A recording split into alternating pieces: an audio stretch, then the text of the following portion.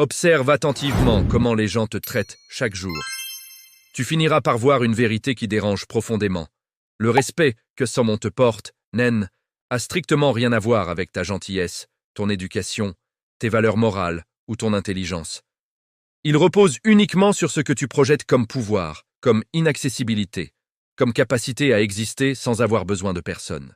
Machiavel l'avait compris il y a 5 siècles en observant les cours italiennes. Rien n'a changé depuis.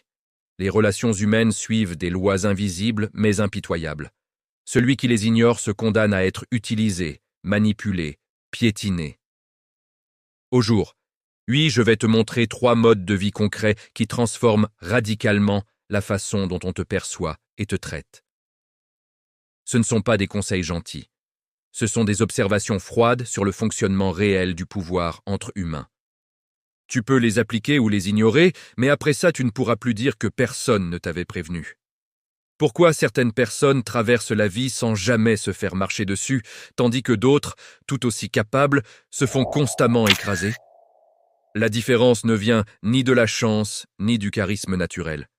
Elle vient de 3 choix quotidiens qui envoient un message silencieux mais écrasant à leur entourage. Tant que tu dépends financièrement de quelqu'un, parent, conjoint, patron unique, même ami généreux, tu es structurellement en position de faiblesse. Ce n'est pas une question d'amour ou de confiance. C'est une réalité brute. Celui qui tient tes ressources tient une partie de ta liberté. Ton manque d'autonomie se lit sur ton visage, dans tes hésitations, dans tes « oui » forcés. Les gens le sentent comme un animal sans la peur. Ils savent que tu ne peux pas vraiment refuser, partir, t'opposer. Cette asymétrie crée automatiquement un rapport de force déséquilibré en leur faveur. Dès que tu gagnes ton propre argent, vraiment le tien, pas celui qu'on te concède par obligation ou par pitié, tout change. Tu passes du statut de demandeur à celui d'agent autonome. Tu peux dire non sans trembler, intérieurement. Tu peux quitter une situation toxique sans finir à la rue. Cette simple possibilité, même inutilisée, modifie la dynamique. On ne peut plus te menacer subtilement avec la précarité. On doit te traiter différemment parce que tu n'as plus besoin de personne pour survivre. L'indépendance financière n'est pas un luxe, c'est la condition minimale du respect. Sans elle, tu négocies toujours à genoux. Avec elle, tu imposes tes conditions. Pas besoin d'être riche. Il suffit d'avoir des revenus qui ne dépendent pas du bon vouloir, une seule personne, des compétences monétisables, un système où ton travail crée de la valeur que d'autres paient volontairement. Le deuxième levier est encore plus contre-intuitif pour la plupart des gens. On t'a répété depuis l'enfance qu'il fallait tout expliquer, se justifier, communiquer ses émotions pour créer la confiance. C'est l'inverse qui commande le vrai respect. Regarde les personnes qui t'impressionnent naturellement. Elles parlent peu, elles ne se justifient jamais. Elles annoncent leurs décisions calmement et passent à autre chose. Pas de longues tirades, pas de quête d'approbation, pas de négociation émotionnelle. Juste une clarté froide et zéro besoin de validation externe. Pourquoi ça fonctionne? Parce que ça signale une chose essentielle. Cette personne, N, n'a pas besoin de toi pour se sentir légitime. Elle t'informe. Elle ne te consulte pas. Dès que tu commences à te justifier, tu entres en position défensive. Tu donnes à l'autre le pouvoir de te juger, de t'accorder ou de te refuser quelque chose. Chaque explication est une fissure. Les gens exploitent ces fissures instinctivement. Questions supplémentaires, objections, doutes. Non pour comprendre, mais pour tester jusqu'où ils peuvent te pousser. Si tu t'enlises, ils savent qu'ils peuvent te faire plier. Si tu restes bref et ferme, ils comprennent qu'ils n'ont aucune prise. Parler peu ne veut pas dire être muet ou froid. Ça veut dire choisir ses mots avec une précision chirurgicale, ne rien dire d'inutile, et surtout ne jamais expliquer ce qui n'a pas besoin de l'être.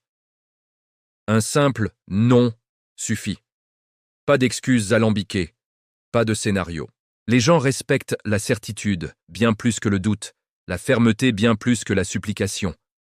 Quand tu refuses de te justifier, tu envoies un message subliminal puissant. Mes décisions sont souveraines. Ton opinion ne change rien à ma réalité. Ce message dérange? Tant mieux. Il crée une distance de sécurité qui protège ton intégrité. Le troisième levier va probablement heurter ceux qui croient que le bonheur passe par être aimé de tout le monde. Observe pourtant ceux qu'on respecte vraiment. Ils ne sont pas amis avec la planète entière. Ils ne cherchent pas à plaire à chacun. Ils maintiennent une distance élégante, une réserve naturelle, une sélectivité assumée. Et c'est précisément cette rareté qui crée de la valeur. Trop de disponibilité tue le respect. Quand tu es toujours là, quand tu partages tout, quand tu effaces les frontières, tu deviens ordinaire, interchangeable, acquis. Les gens se permettent alors des familiarités, testent tes limites, te manquant de respect, parce que tu as toi-même dissous ce qui le commandait. Être sélectif n'est pas de l'arrogance, c'est de l'hygiène mentale. Tout le monde ne mérite pas ton temps, ton énergie, ton intimité. La plupart des gens devraient se rester au niveau de simples connaissances ou de camaraderie circonstancielle. Seuls quelques-uns franchissent les cercles intérieurs, et uniquement sur invitation explicite. Quand tu appliques ça rigoureusement, quelque chose de fascinant se produit. Tu deviens moins accessible, donc plus précieux. Tes apparitions comptent parce qu'elles sont rares. Tes paroles pèsent parce qu'elles sont mesurées. Ton amitié devient un privilège difficile à obtenir. Surtout, tu reprends le contrôle total de tes frontières personnelles. Tu ne te dilues plus dans des relations qui drainent sans rien apporter. Tu construis un périmètre invisible mais infranchissable sans ton accord. Et ce périmètre commande le respect.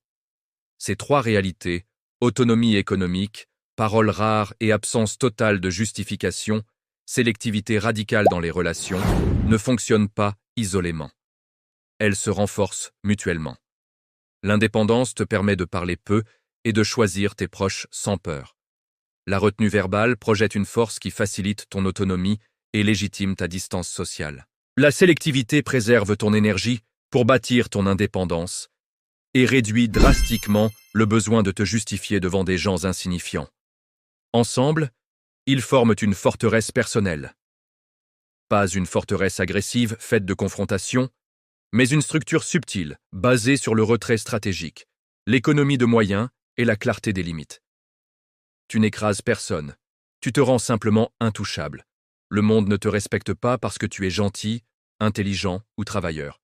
Il te respecte parce que tu es autonome, inaccessible et imperméable à ses pressions. C'est dur à entendre pour ceux qui préfèrent les contes de fées, mais c'est la réalité. Maintenant tu sais, tu as le choix. Continuer à vivre selon les règles que on a vendues, en espérant que ta disponibilité infinie te vaudra du respect, ou accepter la mécanique réelle des rapports humains et restructurer ton existence en conséquence. Personne ne viendra te sauver. Personne ne décidera pour toi. Le respect ne se mérite pas par la bonté. Il se construit, se protège et s'impose silencieusement par tes choix quotidiens. Il commence le jour où tu deviens financièrement indépendant, où tu cesses d'expliquer ta vie et où tu comprends que tu n'es obligé d'être proche de personne. Ce jour-là, tout bascule, et plus jamais personne n'osera marcher sur toi. Tu es prêt ?